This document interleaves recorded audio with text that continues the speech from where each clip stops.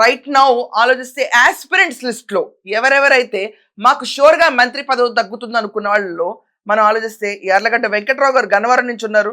ఆయన మొట్టమొదటిసారి క్యాబినెట్ లోనే స్థానం దక్కుతుంది నాకని అనుకున్నారు. కానీ లాస్ట్ టైం అనౌన్స్ అయ్యాక డిసప్పాయింట్మెంట్ తో బయటకు వెళ్ళిపోయానని కూడా చాలా సార్లు చెప్పారు. So Yarlagadda Venkatrao from Gannavaram he is one of the aspirant. Raghurama Krishnaraju garu కూడా చాలా సీరియస్ గా ఆయనకు మంత్రి పదవి వస్తుంది అనుకున్నారు. కానీ ఆయన స్పీకర్ అయిపోయారు, డిప్యూటీ స్పీకర్ అయ్యారు ఇప్పుడు.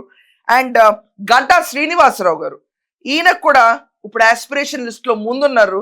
ఈసారి మంత్రివర్గ క్యాబినెట్ లో ఆయనకి స్థానం ఉంటుందేమో, షఫలింగ్ జరుగుతుందేమో అని ఆశిస్తున్నారు.